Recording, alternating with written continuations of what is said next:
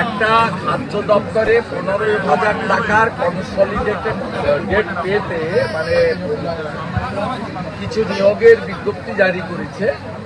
তাতে আমার অভিযোগ আইপ্যাকের লোকেরা যারা ভোটের কাজ করছে তাদের নিয়োগ করা, তাদেরকে বেতনটা ওইখান থেকে দেওয়া হবে, সামনে নির্বাচন।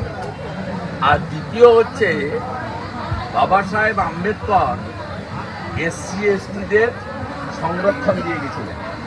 পরবর্তীকালে বিশ্বনাথ প্রতাপ সিং, লালকৃষ্ণ আদবানিরা মন্ডল কমিশনের মাধ্যমে ওবিসিদেরকে সংরক্ষণ দিয়েছিলেন।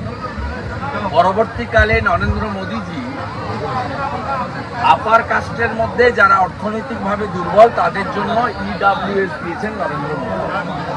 এরা মমতা ব্যানার্জি তার সমস্ত ক্যাজুয়াল কন্ট্রাকচুয়াল নিয়োগের ক্ষেত্রে তিনি সংবিধান বদলে দিয়েছেন।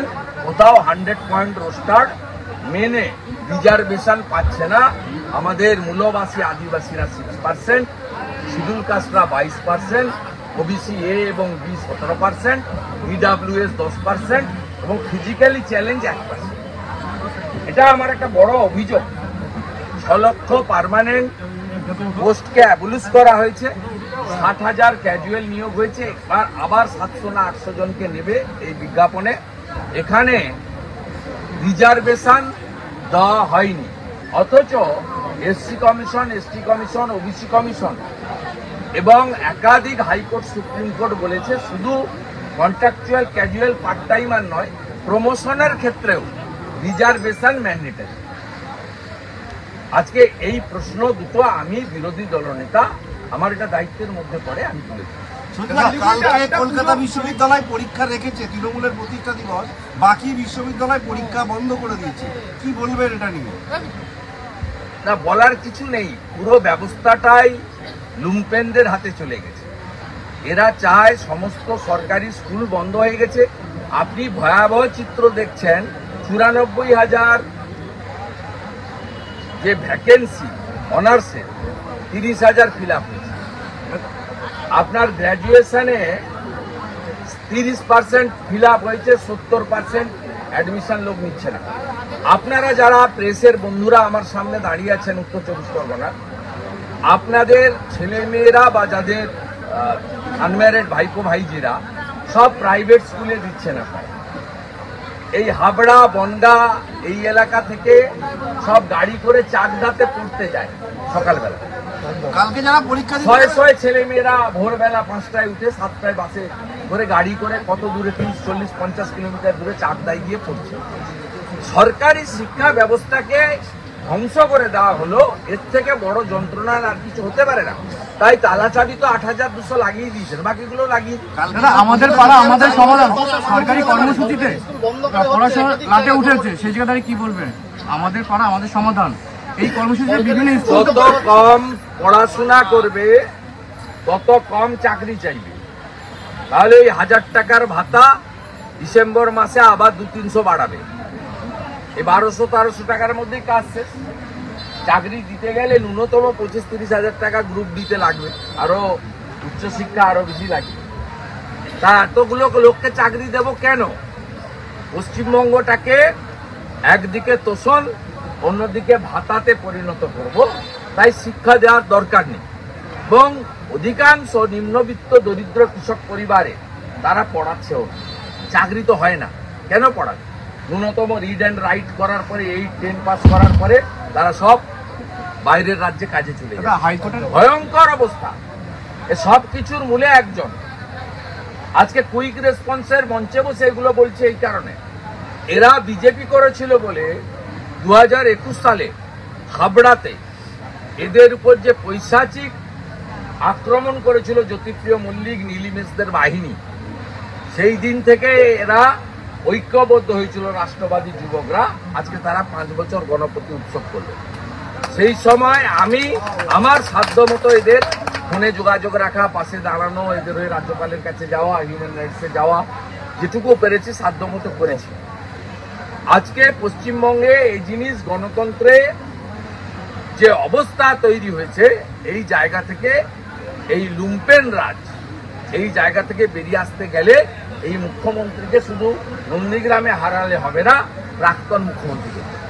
যে সকল পুজো কমিটি পর্যবেক্ষণের পর শিলিগুড়িতে 8টা ক্লাব অনুদান থেকে বঞ্চিত হচ্ছে, এই তারা বিক্ষোভ দেখাচ্ছে। এই পুজোর যে অনুদান, এটা তো ভোট ব্যাংক টানার একটা মানে। আমি এটা নিয়ে মন্তব্য করব। আমাদের স্ট্যান্ড খুব ক্লিয়ার। 1,10,000 কেন, 5,10,000 দিন, চাকরি দিন, শিল্প আনুন, কর্মচারীদের শিক্ষকদের ডিএ মেটান, পেনশনার্সদের ডিএ মেটান, পরিযায়ী শ্রমিককে ফিরিয়ে এনে কাজ দিন। 5,000 টাকায় কিচ্ছু হয় না। 1 কুইন্টাল চালের দাম 3,500 টাকা। একটা বাচ্চাকে ভালো করে পড়াতে গেলে স্কুলে রেখে, হোস্টেলে রেখে, গাড়িতে যাতায়াত করতে গেলে 4 থেকে 5,000 টাকা বাচ্চার পিছনে খরচ হয়। কিচ্ছু হয় না। আপনি এগুলো করে বাকি দান খয়রাতি করুন। বামের সময় মাথায় পিছু আপনার মাথায় ঋণ ছিল 19,000 টাকা। মমতা ব্যানার্জি এই 14 বছর, 14.5 বছরে আপনার মাথায় ঋণ করেছে 70,000 টাকা। এইটাই তো বাংলায় পেয়েছে। একদিক দিয়ে আপনার উপরে ঋণে চাপাচ্ছে, কারণ চিরদিন তো উনি থাকবেন না, বাংলার ঋণটা রয়ে যাবে। 2011 সালে 1,98,000 কোটি টাকা ঋণ ছিল। তখনকার জনসংখ্যা অনুযায়ী 19,000 টাকা মাথা পিছু ঋণ ছিল। আজকে 2025 সালে ঋণের পরিমাণ 7 লক্ষ কোটি টাকা। একটা পরিবারে যদি 5 জন থাকেন, 3.5 লক্ষ টাকা ঋণ নিয়ে আপনি হাঁটছেন। আজকে যে বাচ্চাগুলো ভূমিষ্ঠ হচ্ছে বাংলার মাটিতে, প্রত্যেকের মাথায় 70,000 টাকা করে ঋণ নিয়ে করছেন। আপনি এইসব করছেন, খেলা মেলা সব করুন। 1,10,000 কার পকেট কেটে কি করছেন সবাই জানে। আর যতই টাকা দিন, ক্লাবগুলো, পুজো কমিটিগুলো 90% এরা হিন্দু, এরা ভারত মাতার সন্তান, এরা অপারেশন সিঁদুরে উল্লসিত, এরা মোদিজির হাতে দেশ সুরক্ষিত রাখতে চায়। মমতা বন্দ্যোপাধ্যায়ের আমলে মা দুর্গা নির্যাতিত। গতবারে হাওড়ার শ্যামপুরে 5টা দুর্গা মূর্তি ভেঙেছে। যত খুশি যা খুশি দিন, ভোট আপনাকে কেউ দিবে না। কোন প্রকৃত হিন্দু আপনাকে ভোট দিতে পারে না।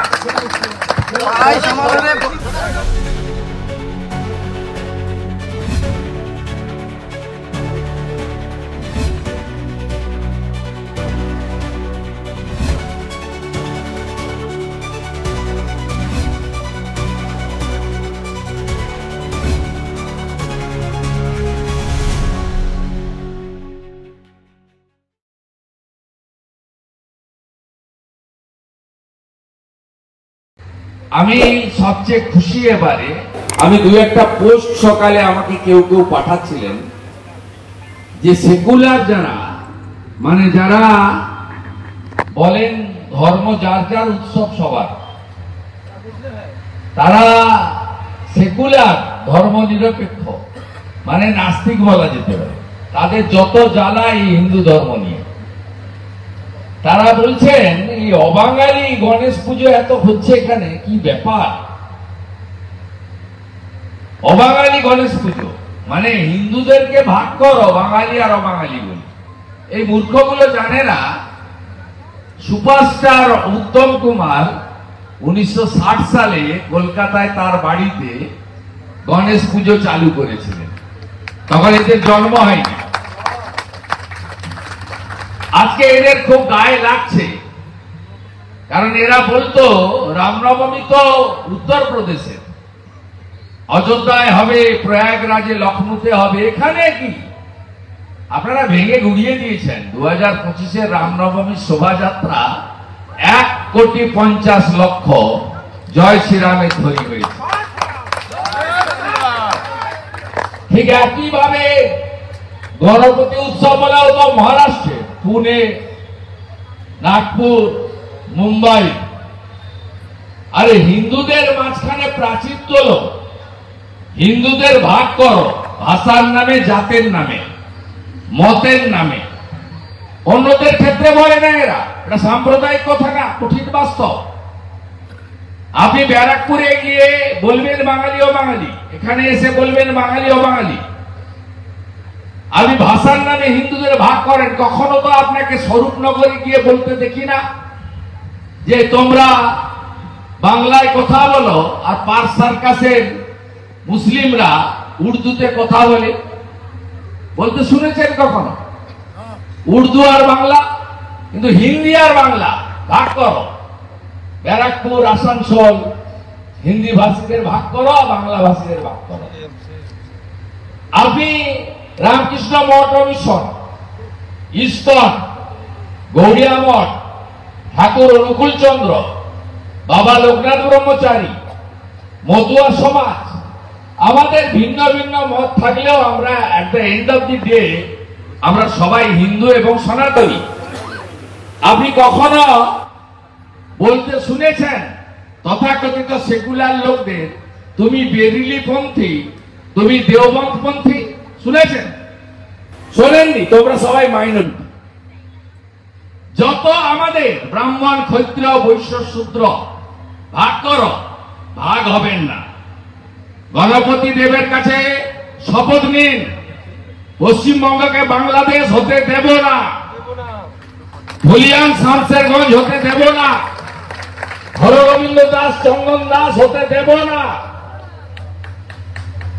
এই কারণে গোরখপুর মহন্ত পীঠের মহারাজ যোগীজি বলেছেন বাটেঙ্গে তো কাটেঙ্গে। এই জন্য 500 বছর পরে অযোধ্যার রাম মন্দির, মহাকাল উজ্জয়িনীর মন্দির নবরূপে সজ্জিতকরণ, কেদারধাম, বদ্রী ধামে আদিগুরু শঙ্করাচার্যের হরপা বাণে ভেসে যাওয়া সমাধিস্থলকে পুনর্নির্মাণ এবং কাশী বেনারসকে গঙ্গার সঙ্গে জুড়ে দেওয়া বাবা বিশ্বনাথকে যিনি করেছেন তার নাম হচ্ছেন নরেন্দ্র দামোদর দাস মোদী। তিনি বলেছেন এক রহেগে তো সেফ রহেগে, এক যদি থাকেন সুরক্ষিত থাকবেন। তাই গণেশ দেবের কাছে, যিনি সমৃদ্ধি এবং সুখের দেবতা, আমাদের প্রার্থনা আমরা যাতে ঐক্যবদ্ধ থেকে ভারতবর্ষের 3টে নাম, একটি ভারত, একটি ইন্ডিয়া, একটি হিন্দুস্তান, এবং বিভীষিকাময় দেশের বিভাজন। আপনারা অনেকেই এক কাপড়ে এসেছেন, তখন পূর্ব পাকিস্তান, আজকের বাংলাদেশ থেকে। আমার মাও এসেছে বরিশাল থেকে, এক কাপড়ে হিন্দুত্ব হওয়ার জন্য। যন্ত্রণা আপনারা জানেন।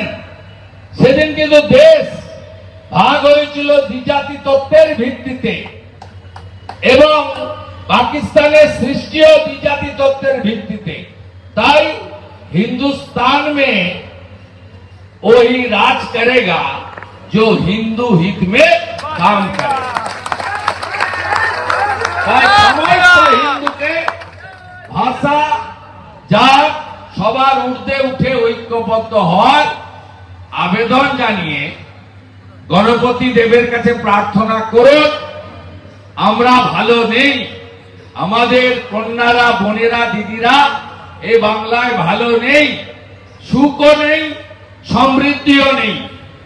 7 লক্ষ কোটি টাকা ঋণের বোঝা, 2 কোটি 15 লক্ষ বেকার, ভাতা সর্বস্ব হয়ে গেছে বাঙালি, চাকরি নেই, 60 লক্ষ পরিযায়ী শ্রমিক, 8200 স্কুল গত 1 বছরে বন্ধ, 6888 শিল্প বন্ধ। গণেশ দেবের কাছে প্রার্থনা করুন যে এমন একটা সরকার যাতে জনগণ উপহার দিতে পারে, যাতে হাতে পায়ে ধরে টাটাকে ফিরিয়ে এনে আমরা প্রায়শ্চিত্ত করতে পারি। সবাই ভালো থাকবেন। অ্যাডভোকেট কৌস্তব বাগচি সহ বাকি সকলকে ধন্যবাদ দিয়ে আমার কথা শেষ করলাম। গণপতি বাপ্পা মঙ্গল মূর্তি, गणपति बप्पा मंगल मूर्ति, सनातन धर्म की, भारत माता की, वंदे